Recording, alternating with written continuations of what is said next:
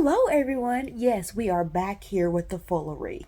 We're going to watch some TikTok conspiracy TikToks. I told y'all that's what we was going to do. I'm going to try to see if I can find that Candace Owens video so we can all watch it together. But here we go. Just dive in. Let's go. Counting or not counting gang violence?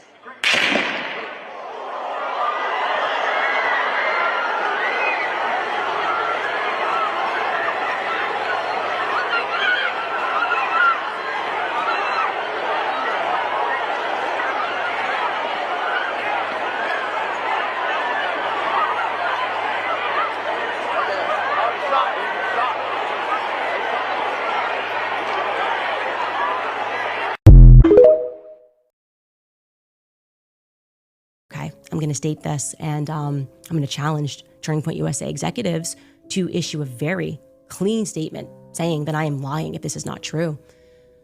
About 48 hours before Charlie Kirk died, Charlie informed people at Turning Point, as well as Jewish donors and a rabbi, that he had no choice but to abandon the pro-Israel cause outright. Okay, Charlie was done. He said it explicitly that he refused to be bullied anymore by the Jewish donors. Can you guys answer? Did he express that? Did he also express that he wanted to bring me, Candace Owens, back because he was standing up for himself? And then did he, just 48 hours later, conveniently catch a bullet to the throat before our onstage reunion could happen? It's a yes or a no. Okay, let's stop this ditching. Let's stop the dodging. Let's explicitly, I want to hear from Turning Point USA that I'm lying about that. I want you to say, no, it was just, he was feeling a little bit of pressure. No, I want you to literally answer what I have just said. It either happened or it didn't. I'm either making it all up or it happened exactly as I'm saying. And while we're at it, may I ask, what is the name of the Jewish donor who sponsored the Hamptons weekend? Okay.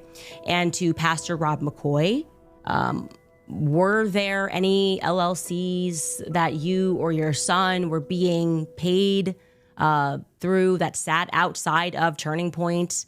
I'm asking that question genuinely. Yeah, I'm putting the fire here right at the feet of Turning Point because I am disgusted. I am genuinely disgusted. I am looking around and wondering whether Charlie's entire life was the Truman Show.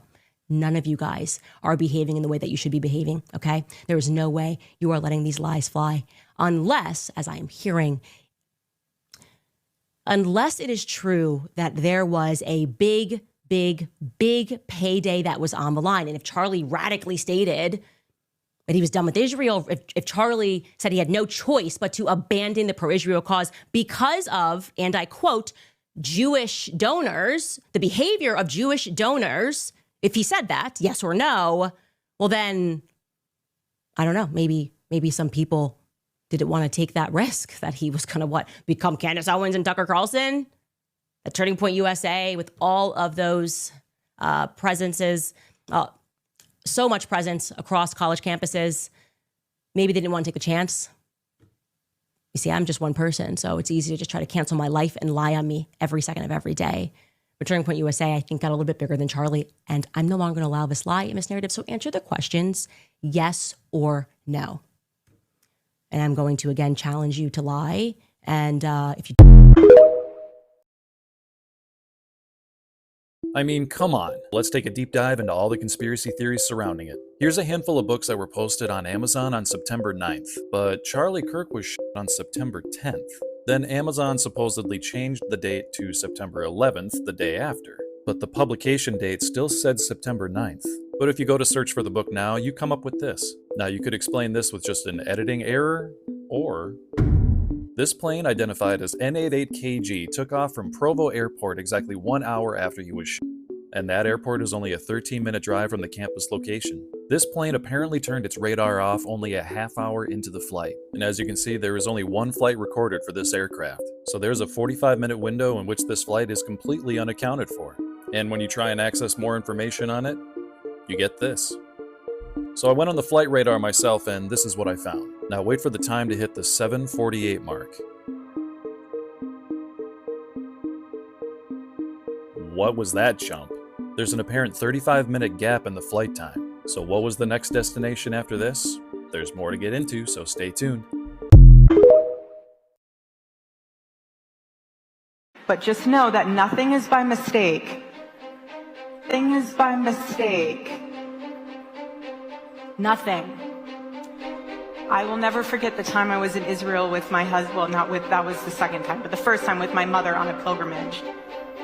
And I was standing in the ticket line. And I remember looking behind me. And in the snake of the ticket line was a guy who looked very familiar. I had no idea who he was. And I told my mom, this guy looks so familiar. And as a typical mother, she said, go and say hi. No. We were late for our flight, and I'm not going to come off like a crazy person that's just weird. That ended up being Charlie. That ended up being Charlie. Nothing is by coincidence. Now, did we know that? No, not until we were like 3 months into our relationship and looking at timestamps, seeing that both of us were in Israel at the same time. Nothing is by coincidence, but nothing is by coincidence. Nothing is by coincidence when God is within you. Okay? Okay, that's 2 for 1. That's a good deal. Doppelganger special.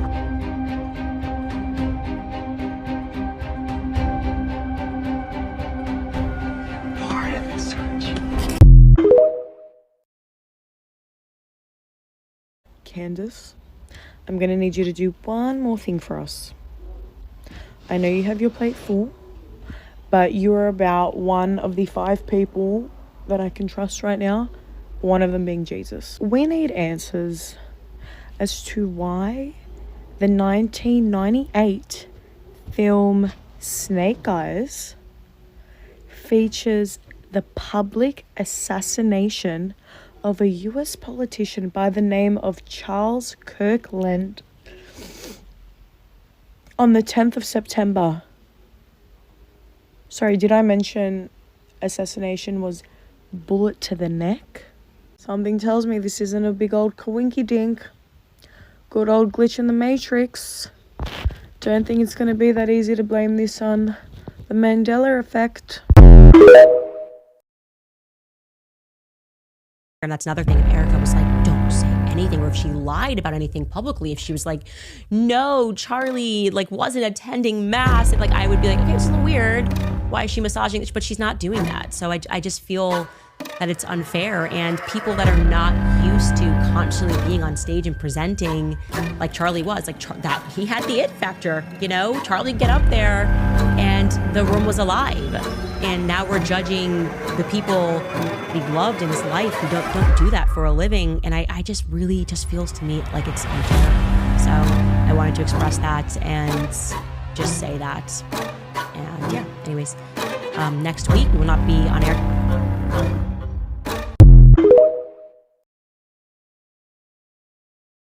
So meet Charlie Kirk. I would love to do a facial diagnosis and tell you who he is. Sadly, I have to tell you who he was. Just a horrific event that has occurred. And I think all of us, no matter where we stand, we're going to be affected by someone that has been killed in such a horrific way. This is a tough thing to read for me as a physician, but this is who Charlie Kirk was. There are 9 face shapes, and Charlie's a kind of a combination between a bucket face and a iron face. The faces that you are kind of a gift from your creator, but they come with a caveat. You must use that gift to kind of help mankind. We bucket faces, we love to put things in our bucket. We're intellectually persistent. We're thought leaders. We love the process of thinking. We're analytical. We're strategists. We're list makers. We never complete our list. He's also iron face, more of a squareness to his face. This is the 3 S's. He's strong, he's stable, he's stubborn. Give him a job, he's going to get it done. Persevere, diplomatic, take things to the end and things he's interested in. If he's not interested in it, to heck with it. He wants nothing to do with it. So there are these facial features. We always start with the eyes, and the right eye is what we show to the world. It's our public persona, and it's our mother's influence. The left is our true inner private self, and it's our father's influence. And again, this is more just a call. Whatever I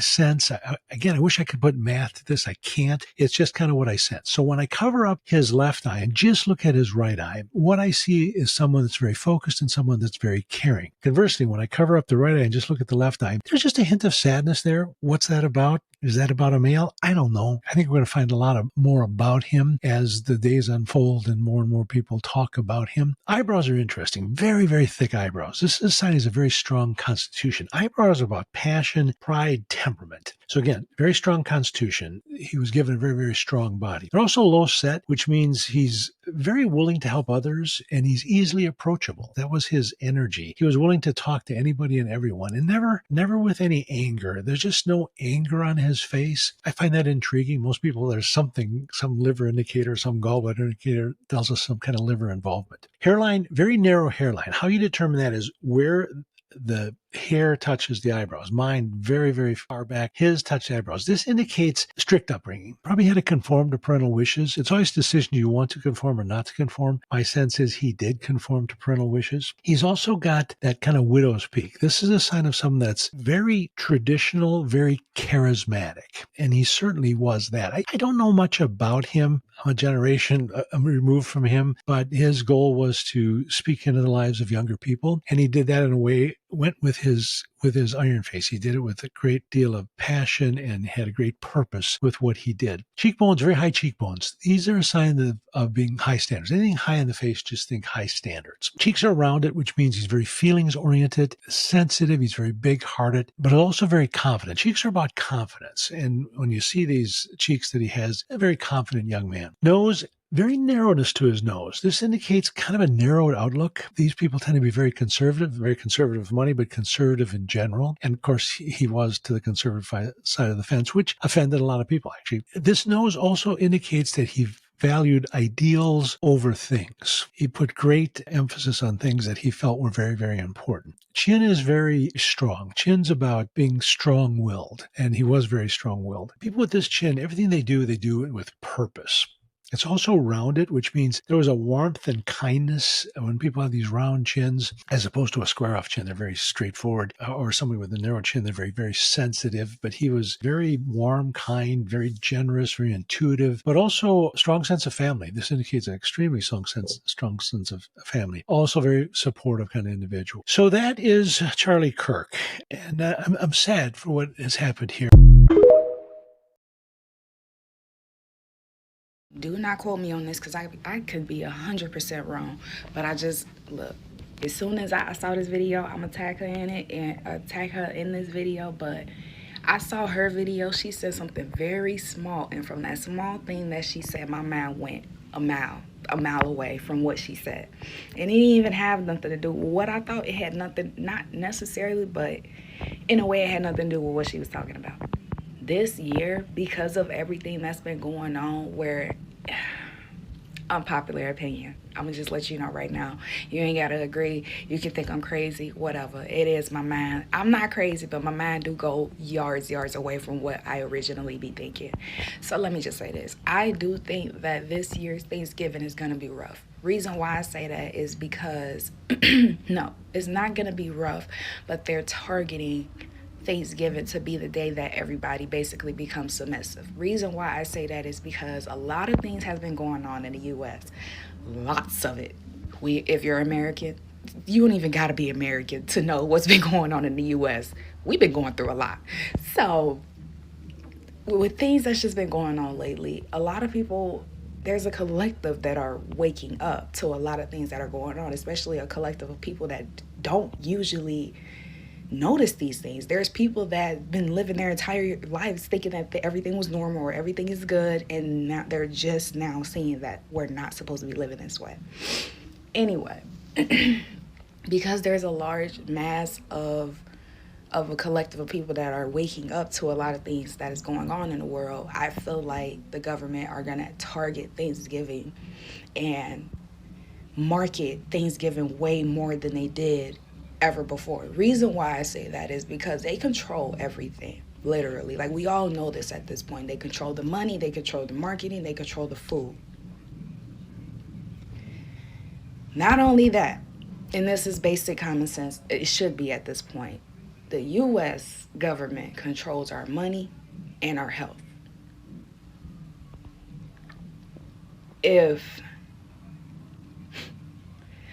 Just put two and two together. What is the main dish? What is the picture of Thanksgiving? a turkey. Me and you both know what they be doing to the chickens and the meats and like just all proteins, I should say, that we as humans eat. There's hella children missing this year. I ain't even gonna get too deep into it. Y'all already put two and two together. They're gonna target Thanksgiving, and literally they're hoping and it's like what's the word? Like that's their plan. That's what they're aiming for, Thanksgiving. I could be 100% wrong, but I just had to get that out because I felt this inkling, like they're gonna mess with all foods that are designed for Thanksgiving and market and push it out for everyone to purchase and get and consume. Here's another part to that. They've been talking about aliens coming back in November. I don't know what day. I could be 100% wrong. But I feel like whatever they're going to do with Thanksgiving this year is going to be strongly linked to the aliens coming back in November. Coming back, but coming here in November. I don't know. I ain't even high, so I don't know. I could be 100% wrong.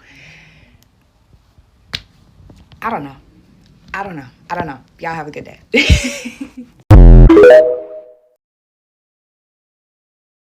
This old phone shows a parallel dimension. So this person has an old phone that when they record with it is able to identify a parallel universe where a Mandela effect has apparently occurred. So many people remember Britney Spears having a plaid skirt in this video. But then when you look it up, every video shows her wearing a black skirt, except when you apparently record it with an old phone. And then there's the Oops, I Did It Again video where everyone remembers Britney Spears having a microphone attached to her face. But then when you look up the video, no microphone. But again, when this person uses that same old phone, there's clearly a microphone. And again, if it's never been, why are so many dolls and costumes using it? So many people remember Ellie Woods having a pink car in Legally Blonde. But apparently, no, she didn't. So let's use the phone. Looks like a pink car to me. Now, did Pikachu have a black tail or a yellow tail? The phone says black, but reality says yellow. Do you remember Looney Tunes with a U or Looney Tunes with an OO? Reality says U, but old phone says OO. Okay, so what's your preference? What would you prefer me to do? You want me to get on here? Please stop scrolling and listen to my video? No, fuck that. Take your thumb off the screen and pay attention. Whole fucking world is in shambles. Fuck are we talking about? Is Donald Trump a news reporter? Has the President of the United States reported a series of events like this ever before?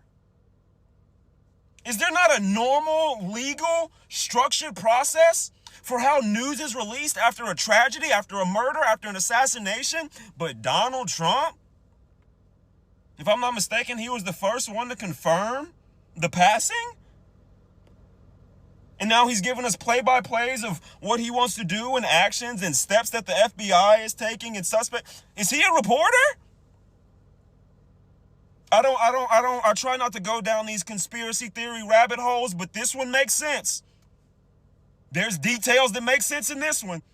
The conspiracy is that MAGA orchestrated this whole thing to, one, distract people from the Epstein files, and two, use this as an excuse to do something more extreme and more nefarious to the opposing party, right? Sounds crazy, right? Why would they do something like that, as dark and evil as that, right? But here's the thing, right? Donald Trump has said an awfully lot about this occurrence earlier than we've heard from the hospital or the local police department or everything like that. They got mad at Kash Patel apparently because he was saying too much. Apparently he wasn't supposed to let us know that they had interrogated suspects and released them. He wasn't supposed to let us know that, right?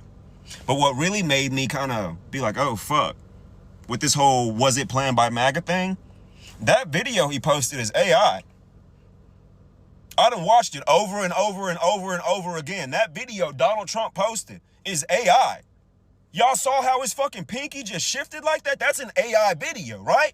So why would he do that? They said this is a deeply personal loss for Donald Trump, and he's giving his official remarks. And he can't do it himself. It has to be an AI video. I think it was because that video was already prepared.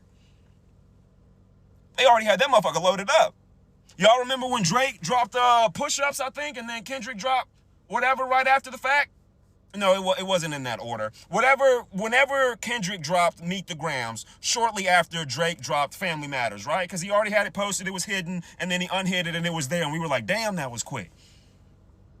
I feel like they already had that AI video fucking ready. Because if you don't, why would you post an AI video when you just had a deep personal loss? Right? Why, if you found out in the moment and you're shocked and you're hurt and this was a personal loss, you don't have the human decency to go up there yourself on camera and give your remarks? It's an AI video? The only explanation is that it was pre-prepared. And if you're going to pre-prepare an AI video about somebody's assassination that hasn't happened yet, you're the orchestrator, right?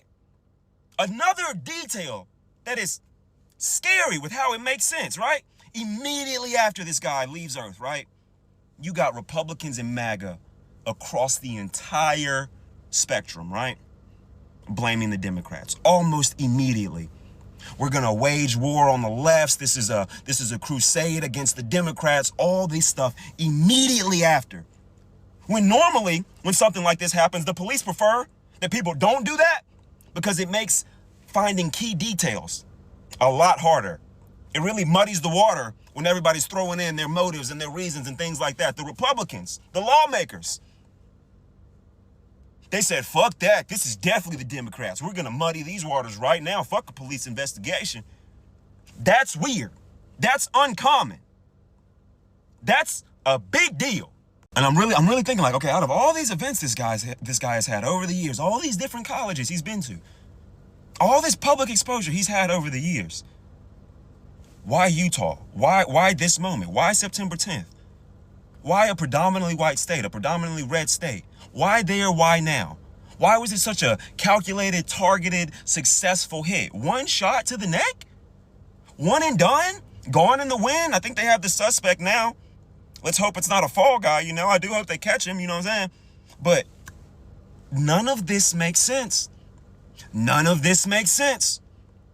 To try to blame it on the left and the Democrats, I feel like they had ample opportunity to do so prior to September 10th. None of this makes sense. But shortly after that birthday book gets released by the Epstein, as soon as the birthday book that is related to the Epstein files gets released, that happens at Utah, right? In Utah, right?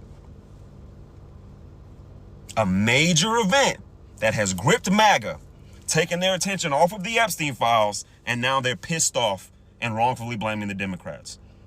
What a beautiful thing for MAGA. And now all the Trump administration has to do is fake mourn the loss of a major supporter. Mind you, this is all allegedly. I don't want to get on here and speak as if this is proven facts and things like this. I went down a conspiracy rabbit hole, and the details within that hole have logic behind it. So I came on TikTok to share them with you. When the fuck in American history has the president given play-by-plays like this? Hell, did Donald Trump say, oh, the kids that were shot in this massive school shooting, it's been confirmed that 2 passed away and 3 will recover? Has he ever reported anything like that on any other tragedy? But he has such quick information on this one? And it's such a deep personal loss that he can't even record a video that's actually him. It has to be AI? An AI video that was made after it happened, not before? You're asking me as a grown, intelligent man to ignore things that make sense. I don't know if I can do that. I don't know if I can do that. Okay, I don't even know if this is like a conspiracy theory or if this is something that companies are actually doing. but I just noticed something that like had me shook. So I recently moved and I was told that we're in a red zone for my internet company and that I would have to like disconnect my service. Mind you, I've had them for years and I've talked to quite a few like customer service representatives when something happens, and I've never had any issues. Like they've always been on it. Well, when I go to the menu and I click deactivate service, suddenly they're like, oh, we're sorry, it's going to be a 45-minute wait. And I was like, whoa, I've never in all my years had to wait that long. I was like, girl, I'm not waiting no 45 minutes. Click, I'll call them tomorrow. I'm in the middle of moving. I got stuff to do. So the next day I call and they're like, sorry, we don't have any customer service representatives available. It's going to be a wait. And I'm like, this is so weird. Like I never have this problem. I finally get a hold of somebody, and right when they're about to disconnect my service, it's like the call ends or something. And I'm like, hello? And I'm like, I know you fucking lying. Like, I do not want to have to keep waiting. Like, this is crazy. What's going on? Call them again, wait again, go through the whole thing again. Finally, I get it disconnected. But I was just sitting here like, I think that was on purpose. Like common sense, right? But I've just never thought about that. Like the second I hit the disconnect service on that menu key, suddenly it was a 45-minute wait, or oh, I'm sorry, you're going to be on hold for a while, when I have never had that issue ever. Because most people will do what I did and be like, oh, I'm not waiting that long. I'll just call again another time. And then you forget and life happens because they want to keep billing you. So I'm like, how many companies are doing this? Is this a thing they do? Trying to make it as hard as possible for you to leave this company because they don't want to lose a customer. They just want to keep on billing you. Is this a thing, or am I crazy? I don't know. If I asked you what the most important year in American history is, what would you say? 1776? 1492? Maybe the Civil War. Some people might say the big crash in 2008. Others probably say 2020. What if I told you it's none of those? What if I told you America actually ended over 100 years ago? Welcome to Conspiracy Ninja. In 1913, three things happened almost silently that changed the country forever. First, the Federal Reserve Act. Sounds official, right? It's got the words federal. But what if I told you the Federal Reserve is neither federal or a reserve? Huh. That's one of them slick naming things to confuse us, ain't it? Kind of like that dang old Patriot Act. The Patriot Act might be the most unpatriotic, anti-American act ever passed, but it was called the Patriot Act so that people were like, oh, you don't support the Patriot Act? Are you a communist? How dare you not support the Patriot Act? Are you not a patriot? When things are named like Save the World Forever Act, or This Will Make Everything So Good Act, or the Patriot Act, when they got an official name that sounds so good, that should be your first red flag. It's a cartel of private banks with the power to control the nation's money supply. That power used to lie within Congress. That legal act sealed the deal and set the framework to prepare for when the Federal Reserve would go online. Think about that. The Constitution gave Congress the power to coin and generate money, and in 1913, that power was basically handed over to unelected bankers. That seems more like a hostile takeover of the nation's wealth than anything else. The second major event that happened in 1913, the IRS and income tax. This one sucks. That same year, the 16th Amendment legalized federal income tax for the first time in history. Everyday Americans were tied directly to the federal government's pockets. You weren't just working for your family anymore. You were working for Washington and the federal government, and suddenly people were taxed on their labor. Before that, we did not pay tax on our labor. That did not exist. That is something I don't think a lot of people are aware of. Once you let the government tax labor, that will never get undone. The third, and one of the sneakiest and potentially one of the most impactful things to happen in 1913, and technically from the late 1800s to 1913, was the control of the education system. Local communities lost control of their educational process, and instead the Rockefeller created General Education Board became the entity that shaped the curriculum for the entire youth of the country. Their mission? To create good workers and not independent thinkers. The ability to voice your ideas, communicate and have debates, think independently, all of that got taken away, and instead curriculum started to get formed that would create a good worker and not a good leader. Why? You can't have a bunch of leaders running around that could potentially fight the power now, could you? In other words, they wanted to raise citizens who would obey and not question authority. That system, believe it or not, exists to this day, which is why, in my opinion, most people are so ill-equipped to deal with real life. So that's 1 year, 3 massive changes: banking, taxation, and education, all restructured quietly, all intended to tighten control over the population,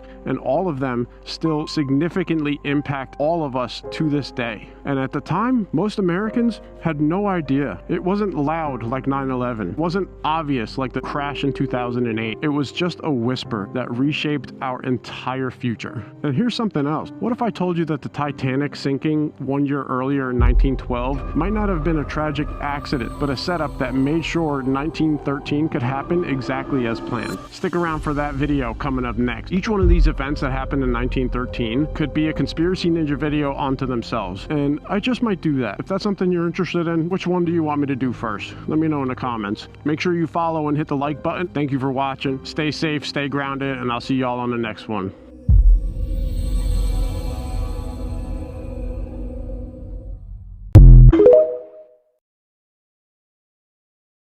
Yo, to anyone who's deep in the rabbit hole, bro, buckle up, bro, because this shit is absolutely insane. So, I took some notes here, so I remember what to say. So, in 1893, this guy named Ingersoll Lockwood wrote a 3-part book series, right? The first one is called Travels and Adventures of Little Baron Trump. The second one is called Baron Trump's Marvelous Underground Journey. And the third one is called The Last President, all right? In the first book, Little Baron Trump lives in Trump Castle in Germany, and he finds a manuscript by a man named Don Fum that leads to underground tunnels in Russia that have portals to other dimensions, okay?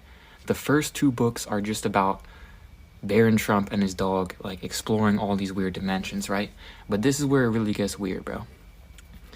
In the third book, The Last President, Don Fum uses these portals to become a controversial president who lives on 5th Avenue in New York. And he basically ruins the price of gold and is super controversial and ruins everything. His vice president's name is Pence, bro.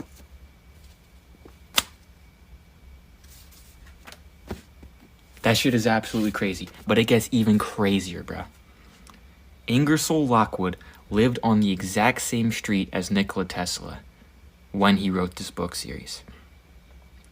At the very same time that he was living on this street with Nikola Tesla was claiming that he invented time travel. Like, he deadass was saying, I'm about to make freaking time traveling portals and we're about to do it. And a little bit after, he mysteriously dies in a hotel, and all of his blueprints, all of his inventions are in this hotel when he dies. Guess who gets sent, along with the CIA, to pick up his blueprints? John G. Trump. Trump's literal blood uncle, bruh. Think about it, bro. It gets even deeper, though.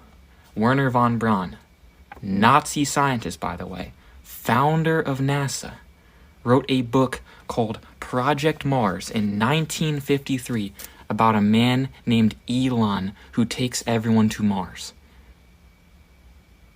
The founder of NASA. And now Trump and Tesla are working together. They got space and time. Think about it, 5th Avenue right by Times Square. I'm telling you, dog, this shit is a simulation, bro. You look like you're in a studio, maybe in Omaha, Nebraska or something. The shot is so clear. Is this a hoax? Are you really in space still? See the hair? See the hair? Oh yeah, we see your hair, and we can totally see the hairspray that is quite obviously in your hair. But that's not even the worst part of this video. Now keep your eyes right here.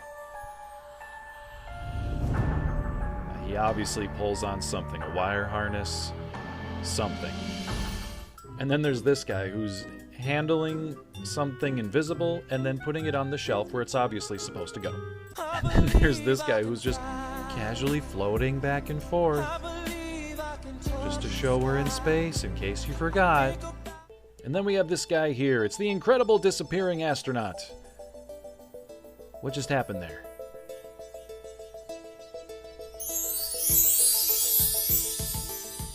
Now this astronaut is looking like he's trying to demonstrate something, so he goes to pull out a screw and drops it. And here we have Tom Cruise in the first Mission Impossible movie wearing a harness. Oh no, it's just an astronaut wearing a harness. Check this one out. This dude totally gets his leg stuck. Look right there. Here, I had to show it again. Look at that. Now, we all know that they do actually train astronauts underwater to mimic what it's like to be in outer space. But in this next footage here, it's supposed to be a spacewalk, when you can clearly see in the reflection what looks to be a scuba diver taking the video.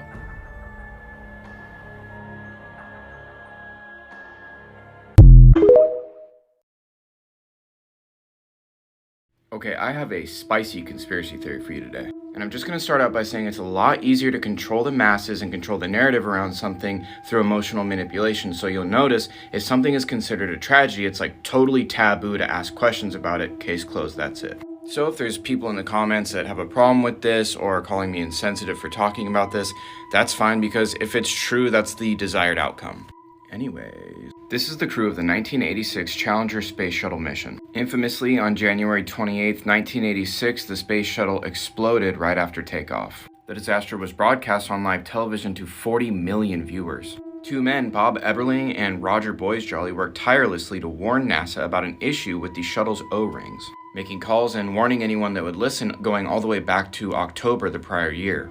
They warned that if these O-rings were used on a launch on a day that was below 40 degrees Fahrenheit, that there would be a catastrophe. But of course, no one listened, which automatically kind of makes me think they wanted the catastrophe to happen. Roughly 80 seconds after the launch, the shuttle exploded and all 7 crew members lost their lives. This is Judy Resnick, an engineer and pilot aboard the Challenger mission. In 2013, an eagle-eyed internet user found Judith Resnick, a law professor at Harvard Law School. Some people were a little taken aback by the identical name, age, and likeness, so they started digging. This is Michael J. Smith, also an engineer and pilot aboard the Challenger shuttle, who passed away that fateful day in 1986 at the age of 39 years old. This is Dr. Michael J. Smith, professor of engineering at the University of Wisconsin. This is Sharon Krista McAuliffe, arguably one of the most famous things about the Challenger mission. She was supposedly just a teacher that was picked at random to be one of the astronauts, which made it all the more tragic when she passed away due to the Challenger disaster in 1986. This is Sharon A. McAuliffe, also a law professor who received her degree shortly after the Challenger disaster. Dick Scobie was the commander of the mission. Here's Commander Dick Scobie next to Richard Scobie, the CEO of Cows and Trees. Here's his company's original logo. It's a cow, but it's not in a tree. It's strapped to a rocket, and gee, that jet stream kind of looks familiar. In fact, just in case I wasn't making it clear, the top picture is the Challenger ship shortly after exploding. So, Astronauts Ronald McNair and Ellison Onizuka both passed away when the Challenger shuttle exploded. Miraculously, it was found out that they both had twin brothers, Carl McNair and Claude Onizuka. But ancestry searches were done for both Carl and Claude, and there was no birth records found. And the odds of 2 sets of identical twins in a crew of 7 are astronomical. But that's just a theory. Rest in peace to the crew of the Challenger space shuttle mission.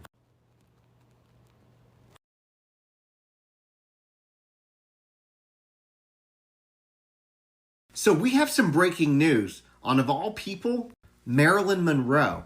Now, the man who autopsied Marilyn says the official story is wrong, and for 60 years he wasn't allowed to tell the truth. Dr. Thomas Noguchi was just 35 years old when he was assigned to examine the body of the most famous woman in the world. She was found nude, face down, her hand still resting on the phone, and the official cause of death was listed as probable taking her own life from sleeping pills. But Dr. Noguchi says that never added up, and here were the first red flags. He was brand new, still on probation, and somehow he got handed this massive celebrity case. Not the chief coroner, not even a senior pathologist. But he did the autopsy professionally, and what he found was interesting. And what he didn't find was even more interesting. Now, what he found were fatal levels of barbiturates in her blood, but what he didn't find were any pills, not even pill residue in her stomach. There were also no needle marks anywhere on her body, despite conspiracy theories that you might have heard. And then get this, the toxicology lab decided not to test her organs further. They destroyed the samples before any follow-up could happen. Dr. Noguchi wanted more tests. He had questions, but he was silenced. And look, I know that you guys are wondering how old Dr. Noguchi is, given the fact that this happened so long ago. But this is him, and at 98 years old, he's finally speaking out because what does he have to lose? So what was it? Did she take her own life, or was she silenced? Make sure to follow and let me know what you think in the comments, and don't forget to check out my Substack where the full breakdown is already up. This one runs deeper than we were ever told, y'all. What if I told you the reason you feel temptations for certain things and certain sins is very specific to what you're supposed to do? Before continuing, I wanted to warn you guys their phones were being spied on. Click on this icon, then more. If you see it, delete it immediately. So if you have the urge to smoke or damage your lungs, it's because your voice was made to worship. The enemy's trying to silence you that was meant to praise. If you have crippling self-doubt or insecurity, it's because you're meant to lead and inspire. If you weren't dangerous to darkness, it wouldn't try to mute your confidence. If you have constant distraction and procrastination, it's because you carry strategy, vision, and ideas from heaven. The enemy delays you because he can't stop you, only you can. Now, this one's gonna hit a lot of people. Okay. If you have an addiction to lust or pornography, it's because you carry a deep capacity for intimacy, covenant, and healing. Perverting love is how Satan prevents true restoration. That's true. Crazy. If you have fear of rejection or abandonment, it's because you carry a spirit of belonging and reconciliation. You were made to gather the outcasts, so he tries to make you feel like one. Damn. You have an obsession with appearance or body image. It's because you're meant to reflect God's glory, not the world's standards. So he's gonna try to get you to hate your image. Damn. Bars though. If you're drawn to witchcraft, astrology, or manifestation, it's because you have a prophetic gift meant for God's kingdom. The enemy counterfeits your gift to keep you out of alignment. If you struggle with overspending or greed, it's because you're meant to be a kingdom financer. So he wants to keep you broke so he can never bless others. Follow for more Hoop conspiracy theories. So I had a literal We're in the Matrix dream about 2 months ago. I'm a lucid dreamer. I literally always wake up in my dreams. I have been lucid dreaming since I was a kid. And after having this dream, I have not had a lucid dream in almost 2 months. So I've just decided that I'm going to talk about it because I have no idea what to make of it. You can go watch my dreams playlist on here if you want, but essentially I have lucid dreams all the time. I wake up at the smallest mention of something that is not based in reality. This is frequent for me. It has been happening since I was a little kid.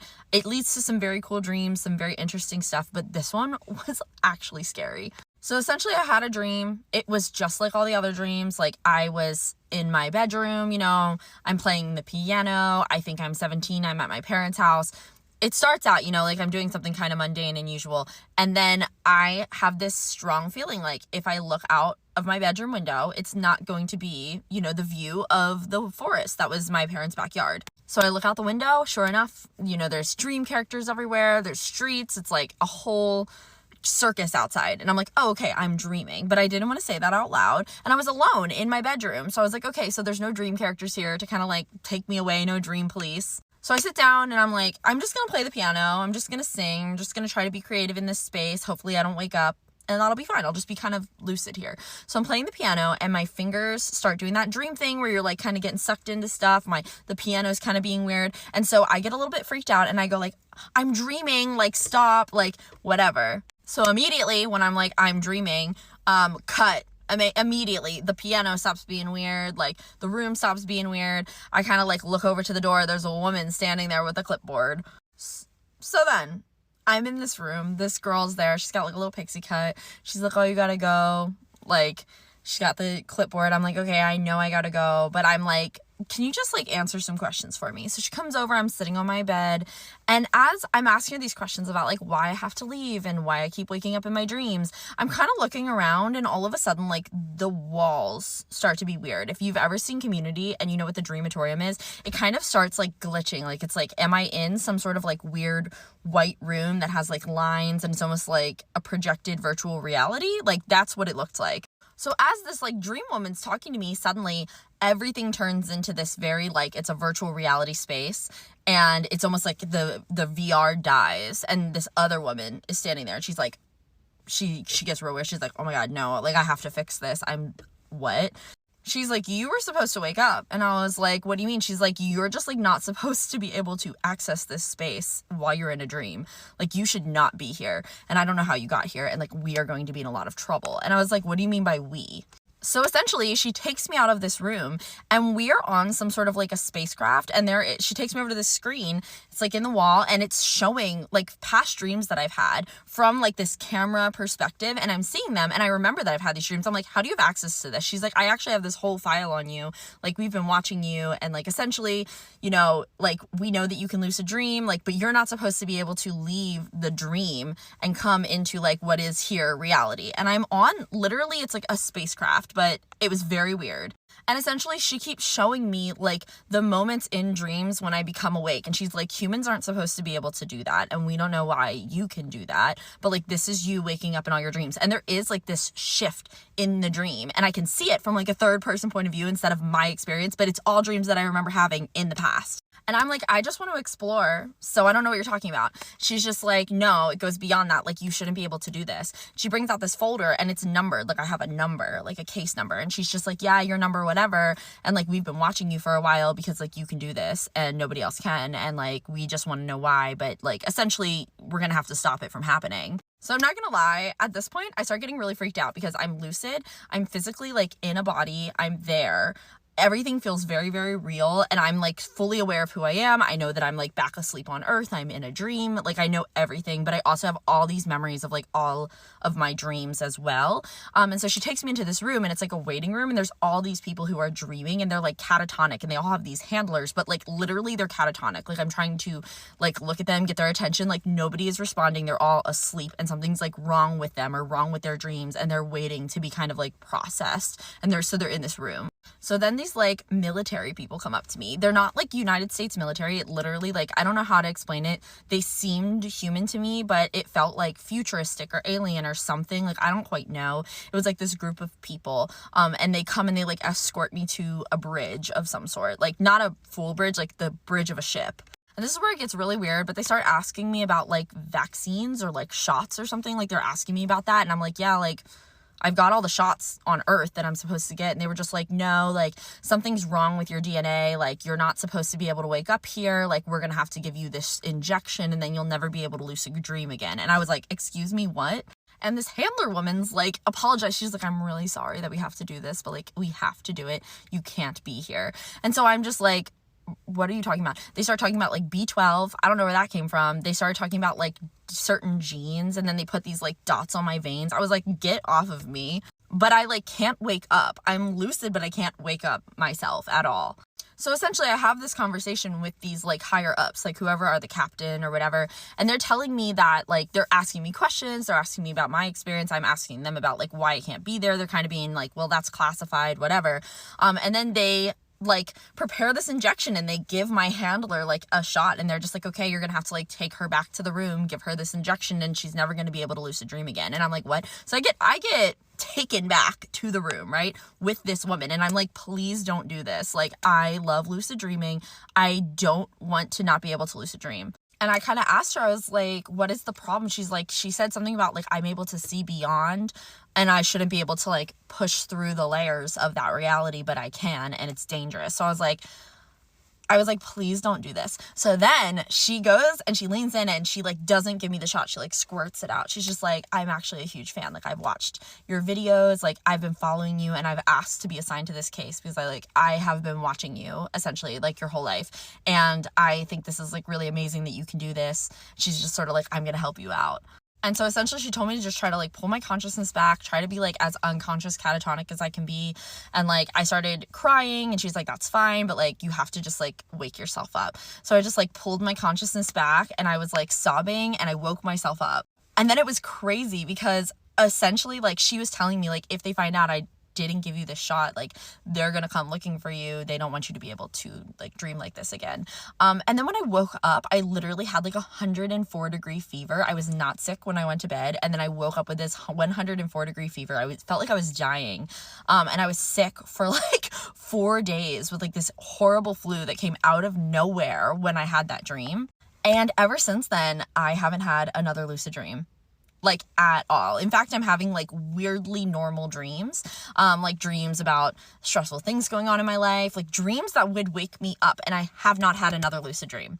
So I don't know what to make of that. It really scared me. And to be fair, actually, like I got so delirious with fever. I was like, I told my fiance about this dream, and then I was like, I am going to like go back to sleep and I'm going to make a deal with the people that like if my fever breaks, and because it wouldn't break, like I was taking medicine, my fever would not break for like 3 days. I was like, if my fever breaks, then like I won't lucid dream anymore. And I went to sleep and I do not remember having any sort of a dream about that, but I did wake up, my fever was broken, and I have not had a lucid dream since.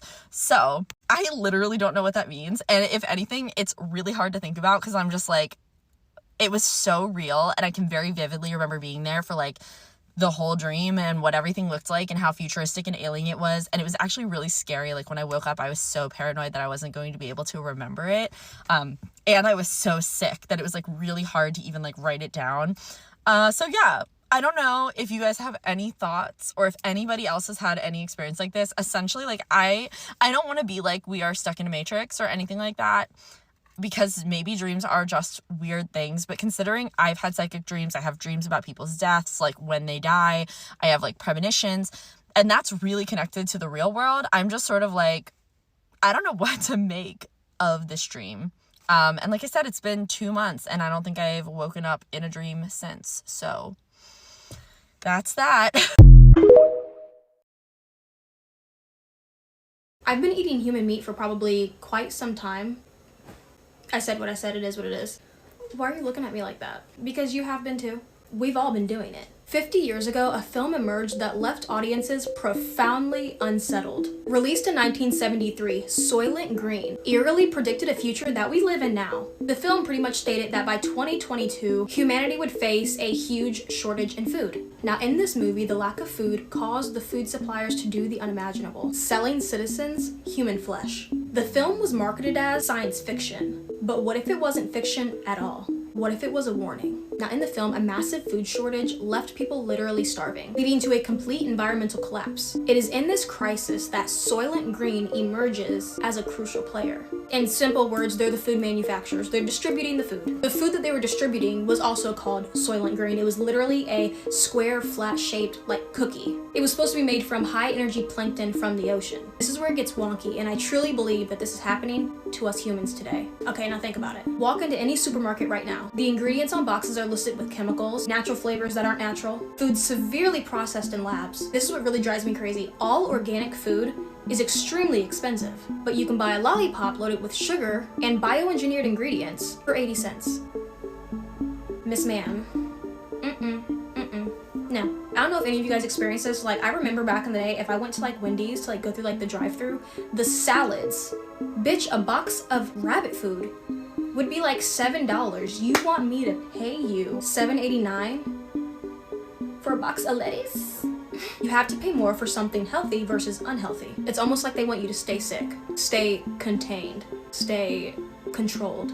Here's the craziest part about the movie. In the movie, the elite people, the rich people, they ate regular food. Yes, they were eating regular food, but the poor people were eating the recycled humans. The decomposed dead bodies, they were feeding that to everybody. But the rich people, the elites, they were getting the good food.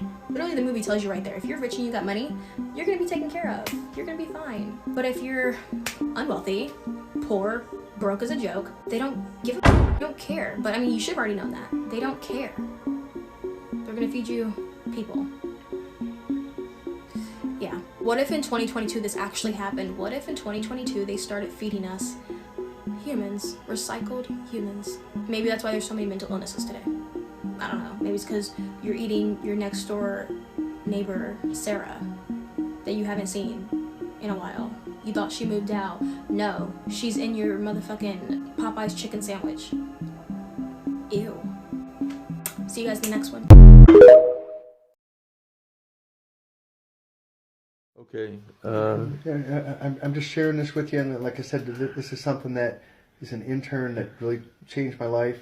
Had a patient got stabbed in the heart. When I walked in the ER because I was on the ER, but the surgeon had his chest cracked open, and he had his finger in the guy's heart. And they pronounced him dead. He was a young man, maybe 22, 23 years old. Drug deal that went bad.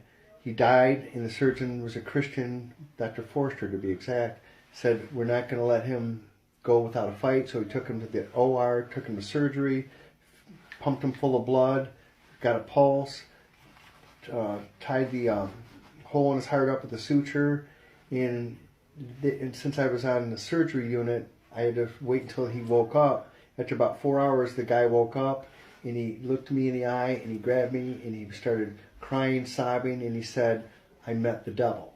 And I said, what do you mean you met the devil? He said, I saw you working on me. I was dead. I never prayed. And he could feel, he went straight down into hell. And he said he looked in the eyes of the devil, and he prayed. He said he never prayed before. It was never spiritual. And he said, please God, I'll change my life. And he felt an angel or a hand pull him back up. And that's when he awoke. And it was the most amazing experience because he was legit. I mean, no one makes up something like that. And last I heard, he's completely changed his life. He gave his life to God. And I still, to this day, the look in his eye when he woke up, the terror, I'm absolutely convinced that he did meet the devil. And once again, I've not followed up on where he's at now, but I heard he's doing really good. And if I can get that information, I'll get it for you. Okay. What was your reaction when the doctor told you that they were going to sew him back up? And I thought he was crazy because the guy bled out. He was dead. There was blood on the ceiling because he got stabbed in the heart, blood all around him, and he had no pulse. He was lifeless. And the Christian doctor said, Dr. Forster, we're going to take him and we're going to try to revive him. And it was actually miraculous because the guy was dead. He completely bled out. And you don't open someone's chest in the ER, stick your finger in a hole. That's a last-ditch effort. And I thought he was crazy, but now in retrospect, it happened for a reason. And that basically changed my whole outlook on medicine. And that was when I was a young intern back in 1989. Wow. It was just an amazing spiritual experience. And the guy was legit. And once again, no one goes through something like that and makes that up. Especially, that's the first thing he said when he woke up. And by looking at the terror in his eyes, he did meet the devil. I am convinced of that. Amen. Yep. Okay. And I want to write more stuff for you, and I want to get together with you. I do. Okay. Amazing. And if I can ever get the records for this guy, I'd like to be able to do a book and have documentation. Would be the right way to do it. Right.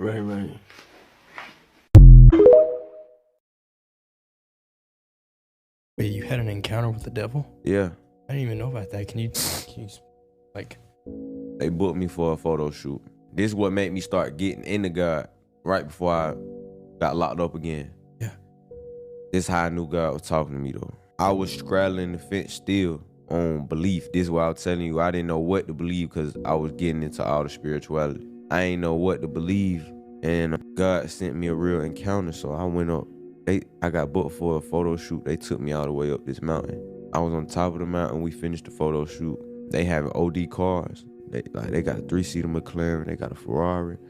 And I'm asking them like, how y'all get all this money? How y'all do this? They like, we do demonic rituals. I'm laughing. I'm like, no, you don't, bro. I'm like, how you get this money? Don't put me on. I'm trying to get like y'all. Like, nah, we do demonic rituals. I say, so what type of demonic ritual? He say, the Illuminati never talk to you. I'm laughing. I'm still laughing at him like, bro, you playing game. Like, why y'all playing with me? Stop playing. Like, how y'all getting this money? He like, bro, no, for real. Leonardo DiCaprio do all the initiation. I'm like, what?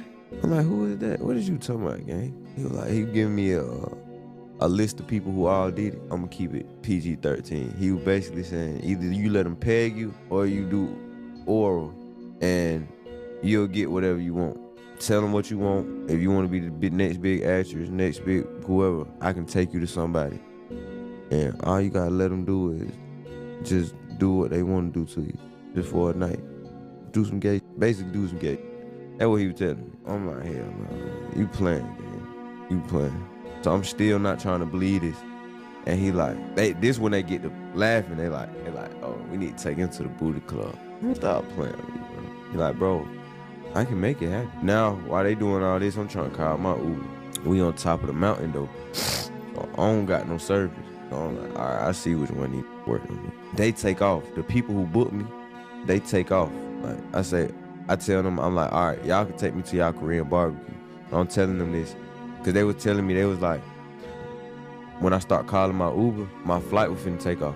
They was like, man, your flight finna take off anyway. Let us just get you a hotel and you can come get some food at our Korean barbecue. I'm like, at first I was like, nah. But then I ain't had no service to get downstairs. Get down the hill. Right. So I'm telling them, take me down to the bottom of the mountain. When I'm not telling them this, but in my mind, I'm like, I'm gonna let them take me to the Korean barbecue. Then when we get down there, I'm just call me an Uber and go. So I tell them, like, take me down to the Korean barbecue. They're like, okay, Shmoo, good, okay, boom. The people who booked me left. After they leave, I'm in the car with the other dude that they called up to have a photo shoot with me or take pictures, because he come up and he like to take pictures with celebrities to make him look like he was rich or famous. I get in the car with him in a 3-seater McLaren. This man, as we going down, see, on the way up, we go all the way up, like in the swivel, like all the way around the mountain. Yeah. On the way down, we take a right. So he not going the same way that we came up. So I'm like, what the hell? So then that's what I try. I'm like, okay.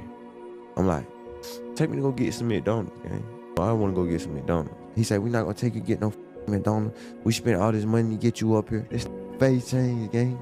In front of me. You see Venom? Like, yeah, like Spider-Man? Yeah, from Spider-Man. Kind of like that. It wasn't like OD, like long, like veins, OD long out his face. It was probably about this wide. Like, face change. I'm like, what the? Like, it's probably about like right here. Like, all I can say, bro, it was like, oh, kind of like the Sandman. Like how you'll see somebody morph into something. Yeah. It's like that. It threw me all the way off. So I'm confused now. I'm like, okay. I didn't know how to get out the car. I would have been got out the car. We in the 3-seater McLaren, so it's like a button you gotta push to get up out of there. Gotcha. So he backing in. Now he backing into somebody driveway. He smack our mailbox. So now he hit the button and he get up out of there. He hit the button and get up out of there. I see the button. I'm getting up out of there too. I hit the button. Guess what? It's a mailman come out of nowhere. I run up to him. I'm like, hey, bro, let me get in the back of your truck. He looking at me like, oh, yeah, no. I look at him. I'm like, bro, just let me get in the back of your truck, bro. Like, please, just take me down. Take me down to the bottom. Please, just take me down to the bottom. It was God. He took me down to the bottom. Like, if I was him, I wouldn't have took me down to the bottom. Some random trying to get in the back of my truck. Yeah. He took me down to the bottom, and I called an Uber, and I just left. The whole thing was just, like, I felt it in my spirit. As soon as I got up to the top of that mountain, it was something off. Something wrong. Yeah. Yeah. And I've never seen no motion like that. Like, where I'm from, like, 100,000, that's smooth. Like, we hunt, that's hood rich. You get you 100,000, you up 100,000, get you a nice car, a little spot, you good. But these folk having real money. So you knew, like, based on their stats, like, there was something wrong? It wasn't even that. It was the fact of how, when I got up there, first of all, that whole mountain just felt funny. Then, when it was time for me to go, it started kicking in. When I was trying to get my Uber, and I seen that they had me at the top of the mountain, no service, no nothing. And they came up here. Out of everybody, they came up to the one spot. I'm like, man, hell no. You knew something was off. Yeah. It's crazy because you even then, like, you knew from that moment, like, man, I can't be doing that. Even before you were fully submitted to Christ. And now looking back on it, it's crazy how, like, the devil will overplay his hand. And then you, like, literally, this guy's like, we do demonic rituals and it's like normal. And you're like, what? That's crazy. And now you're serving the Lord. And you're just like, dude, these guys, I think there's a big encouragement there just to let, like, our battle's not against flesh and blood, but against principalities and And I really believe the devil's overplaying his hand now. And he definitely is. He definitely is. That's basically what I was saying, though. I just want to give my testimony. The reason I'm telling this story is because it comes from me. Like, where I'm from, I ain't gonna say necessarily believe in the devil, but we don't really pay attention to the devil. Like, it's not big. We trying to get some money and stay out of the way. That's it. Get some money, get fly, stay out of the way. You know what I'm saying? Yeah. For me to actually see that in my face, that's what made me know that the devil and God was real. But that's what made me start to understand what is the real God. Since the devil real, what is the real God? I was done it 2 years ago, but that was like a year and a half. But within this year and a half, that's what's been getting me closer to God. You see what I'm saying? Yeah, because you saw the darkness. I seen it. And now you're in the light with Jesus. This is why I have to use my influence for good, like how you doing. Because the only thing that's important is winning souls. You cannot sit here and tell me that vampires are not real. If you seen the movie Sinners, this shit just gonna pop in your mind like, what the fuck? This is by far one of the weirdest shit I ever seen, y'all. On this video, this lady came out of nowhere asking this man, can she come in his gate? Can she come in to see his dogs? She heard that he had black German shepherds. And he was like, how did you get here? This is far. She said, yeah, I came from far away. I got dropped off here. And she kept begging and pleading for him to let her in. Y'all, look at this shit. Sorry, what'd you just say? I heard you had these beautiful black German shepherds here, so I came down to say hi. Oh, yeah, thank you. Thank you. Is it okay if I come in? Just for a quick second. Oh, no, we don't really allow visitors in. I came a long way just to... How'd you even know they were here? Somebody told me. This is where you... How did you get here? How did you get here? I walked from all the way down the road. Someone dropped me off. Oh, wow. That's crazy. Okay. Yeah, no, we don't really allow visitors. We just moved in, and these dogs, they're out here with me now. They're friendly, but we have some rescue dogs and even protection dogs behind the other gate over there. So, we don't really have a open door policy. I'm really great with dogs. Is it okay if I meet them? You'll see. I'll show you. No, if these guys, they're out. If they want to come say hi at the gate, it's okay. Y'all, she was persistent. It's more. Hold up. No, don't open the gate. Like I said, the dogs in the back, they are not as friendly as the ones that are out here, so please don't open the gate. I'll show you. It's just going to be a quick second. No, not today. Maybe another time, but we're not allowing visitors. And I don't even know how he got here. I told you I can't. Listen. Fuck you. Can you just go off the gate? I thought you were nice. I just wanted to say hi to your dog. No, we are nice. We just don't allow visitors on the property. If that don't remind y'all of the movie Sinners, I don't know what will. From how it sounds, it's like he lives somewhere secluded, like off-road type shit. So she really had to travel to get to this man's place. And it's weird. Like he said, how you know I got dogs? Like, what the fuck? I'm new here. This is weird, fool. And she was persistently trying to get in this man's crib. Y'all be careful out here, bro. I'm telling y'all. Y'all don't think certain shit... I don't even gotta talk about it no more. Y'all let me know what y'all think about this down below in the comments. This shit crazy, fool. Top 3 conspiracies that might actually be real. Number 3, Project Bluebeam. The theory says governments plan to fake an alien invasion using holograms and advanced tech to unite humanity under one world order. Sounds wild, but leaked patents on holographic projection keep the rumor alive. Number 2, HARP. An array of antennas in Alaska officially studies the ionosphere, but conspiracy theorists claim it can control weather, trigger earthquakes, even mess with minds. And the fact it's military funded makes people suspicious. And the top one is MKUltra. This one is proven real. The CIA tested mind control experiments in the 1950s using drugs and hypnosis. Declassified documents show it happened, and people wonder if the program ever really stopped. So, which one do you think is closest to the truth? UK citizens will soon be forced to have digital IDs. Otherwise, they will not be able to work. They won't be able to fly. They won't be able to take trains. Pretty much, they won't be able to do anything without digital IDs. And that is why today I am announcing this government will make a new free of charge digital ID mandatory for the right to work by the end of this Parliament. Let me spell that out.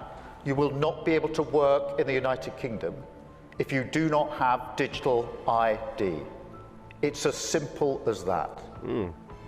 Because decent, pragmatic, fair-minded people, they want us to tackle the issues that they see around them. And of course, the truth is, we won't solve our problems if we don't also take on the root causes, looking upstream to tackle poverty, conflict. Guys, in all actuality, they want to make you slaves. They want to control your every move. They want to know everything you're doing, and they want to make it where you absolutely need them. It's slavery. Don't fall for it. Don't come into a place of agreement with it. It's coming. But have no fear, brothers and sisters. Just get closer to God.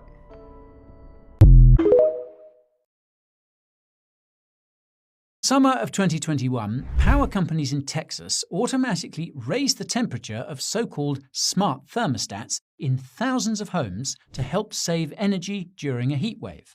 Most people had no idea that their home temperature had been raised, nor that the power company's ability to do this was outlined in the fine print of their contracts. Now, if this sounds scary, well, it barely scratches the surface of what the World Economic Forum has planned with its smart cities. Let's start with a definition of what a smart city is. Now, the best definition I could find comes from Wikipedia. It's quite lengthy, but it needs to be repeated because it captures the full scope of what smart cities are. Quote, "A smart city is a technologically modern urban area that uses different types of electronic methods and sensors to collect specific data. Information gained from that data is used to manage assets, resources, and services efficiently.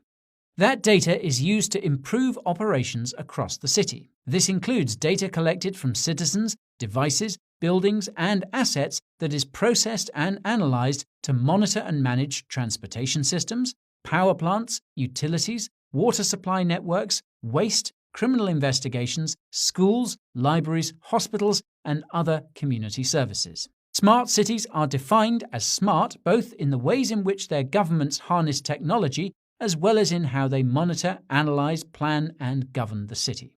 In smart cities, the sharing of data is not limited to the city itself, but also includes businesses, citizens, and other third parties."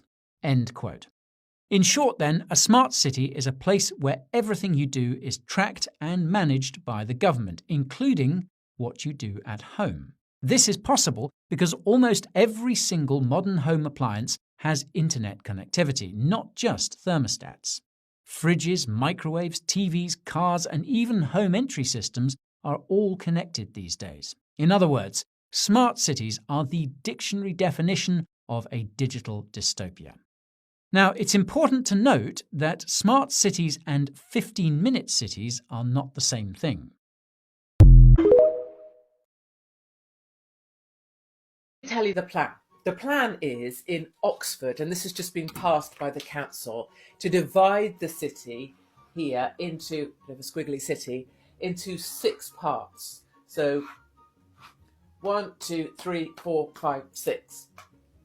And you will only have the freedom to operate in the part that you live. So if this is you, the idea is that everybody will live within 15 minutes of the things they need. 15 minutes of a school, 15 minutes of a doctor's, 15 minutes of a supermarket. And if you want to travel to the other zones in your city, or maybe soon your town, you will have to go out an approved route. You will have to journey around the outside of the city in order to re-enter another section of the city. This plan is supposed to be saving the planet.